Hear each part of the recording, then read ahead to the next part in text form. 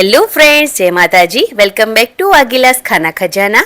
Friends, ભયંકર તપતી ગરમીમાં રસોડામાં જઈને શાક રોટલી બનાવવાનું અને ખાવાનું બિલકુલ મન ન થાય તો ફટાફટ માત્ર 2 થી 3 વસ્તુનો ઉપયોગ કરીને આ નાસ્તાની રેસીપી જરૂરથી તમે ટ્રાય કરી શકો છો. બનાવવામાં એકદમ આસાન છે અને ખાવામાં એકદમ અમેઝિંગ આ નવો નાસ્તો બનીને રેડી થાય છે. તો ફ્રેન્ડ્સ, આજની આ રેસીપીનો વિડીયો તમને પસંદ આવે તો લાસ્ટ સુધી જરૂરથી જોજો અને મારી ચેનલને સબસ્ક્રાઈબ કરજો. લાઈક, કોમેન્ટ, શેર કરવાનું તો તમે બિલકુલ ના ભૂલતા.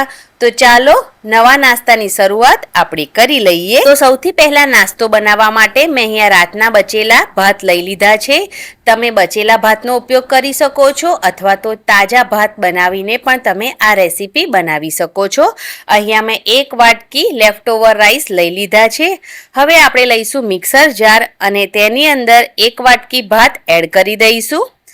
1 વાટકી ભાત સામે અડધી વાટકી જેટલું અહીંયા મોડું દહીં લીધું છે તેને ઉમેરીશું અને અડધી વાટકી જેટલું અહીંયા પાણી ઉમેરીશું. તમે અહીંયા છાશનો પણ ઉપયોગ કરી શકો છો. તમે છાશ લો અને મોડી લો તો 1 વાટકી તમારે અહીંયા છાશ ઉમેરવાની.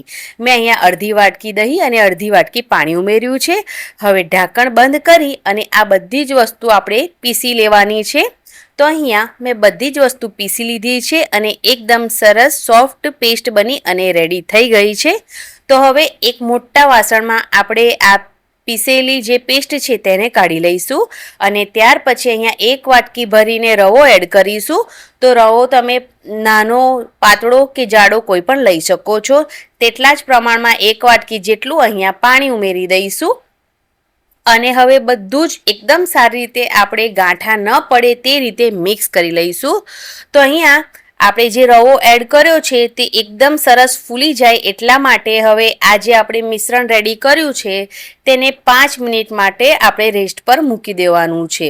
5 મિનિટમાં જે આપણે રવો એડ કર્યો છે એ એકદમ સરસ ફૂલી જશે અને રવો જ્યારે ફૂલી જાય અને પછી આપણે તેમાંથી નાસ્તો બનાવીને રેડી કરીશું તો આપણો જે આ નાસ્તો છે તે સૂકો નહીં લાગે, એકદમ પરફેક્ટ નાસ્તો બનીને રેડી થશે. તો તમે જોઈ શકો છો કે 5 મિનિટ પછી રવો એકદમ સરસ ફૂલી ગયો છે અને જે આપણે બેટર બનાવ્યું છે એ પણ થોડું અહીંયા થીક થઈ ગયું છે. તો હવે તેની અંદર આપણે થોડા શાકભાજી ઉમેરીશું. તો અહીંયા મેં એકદમ ઝીણી સમારેલી ડુંગળી ઉમેરી છે, ઝીણા સમારેલા શિમલા મિર્ચ ઉમેર્યા છે, ઝીણા સમારેલા ગાજર ઉમેર્યા છે અને ઝીણા સમારેલા અહીંયા ટામેટાં પણ ઉમેરી દીધા છે. તેની સાથે અહીંયા આપણે લાલ મરચું પાવડરનો ઉપયોગ નહીં કરીએ, લીલા મરચાં જ એડ કરીશું. એટલે થોડું લીલા મરચાંનું પ્રમાણ મેં અહીંયા વધારે રાખ્યું છે. તમે ઓછું વધારે કરી શકો છો. હવે એકદમ સરસ ઝીણા સમારેલા ધાણા ઉમેરીશું અને બધા જ શાકભાજીને બેટર સાથે એકદમ સારી રીતે આપણે મિક્સ કરી લેવાના છે. ફ્રેન્ડ્સ, અહીંયા શાકભાજી તમારા માર્કેટમાં જે પણ મળતા હોય એ તમે ઉમેરી શકો છો.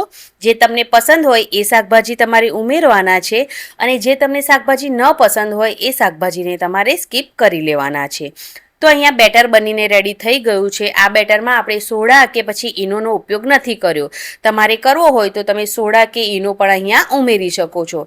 આ રીતનું મીડિયમ થિકનેસવાળું બેટર બનાવીને રેડી કર્યું છે.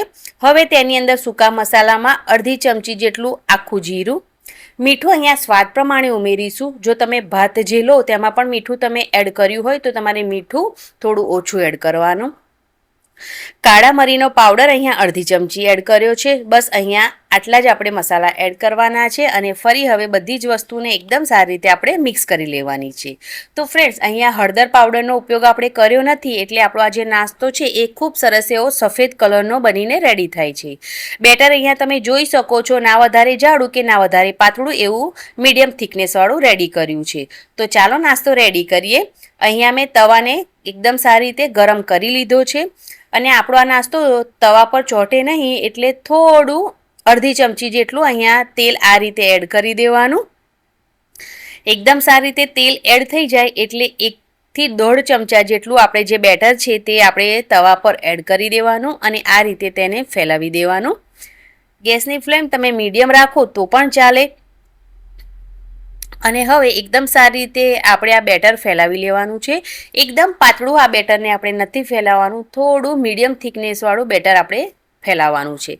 ત્યાર પછી ઢાંકણ બંધ કરી દેવાની છે. ગેસની ફ્લેમ મીડિયમ કરવાની છે અને 2 મિનિટ માટે આપણે તેને કૂક કરવાનું છે. તો તમે જોઈ શકો છો કે ઉપરની જે પરત છે એ એકદમ સરસ અહીંયા ડ્રાય થઈ ગઈ છે. એટલે હવે આપણે આ નાસ્તાને બીજી સાઈડ પર પલટાવી દઈશું અને આરામથી બીજી સાઈડ પર પણ આ નાસ્તો પલટાઈ જાય પછી આપણે 2 મિનિટ પાછું તેને કૂક કરી લેવાનું છે બીજી સાઈડ પર. તો ઢાંકણ ઢાંકી પાછું તેને આપણે 2 મિનિટ માટે કૂક કરી લઈશું. તો બંને સાઈડ 2 મિનિટ માટે આ નાસ્તાને આપણે એકદમ સરસ કૂક કરી લેવાનો છે.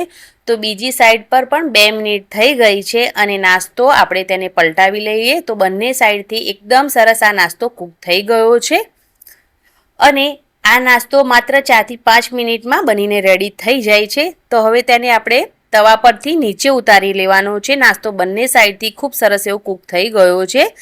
આ જ રીતથી બાકીના બચેલા બેટરમાંથી બધો જ નાસ્તો બનાવી અને આપણે રેડી કરી લઈશું.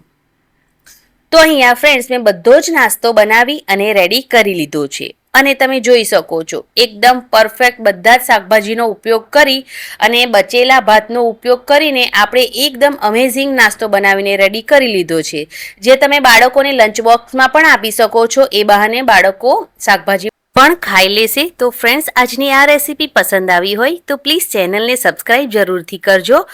આવી અમેઝિંગ રેસીપીના વિડીયોને ફ્રેન્ડ્સ અને ફેમિલી મેમ્બરમાં જરૂરથી શેર કરજો. કોમેન્ટ કરીને તમારા અનુભવો જરૂરથી જણાવજો અને તમે મારો વિડીયો ક્યાંથી જુઓ છો એ પણ મને કોમેન્ટ કરીને જરૂરથી જણાવજો. તો મળીએ એક આવી જ અવનવી રેસીપી સાથે. ત્યાં સુધી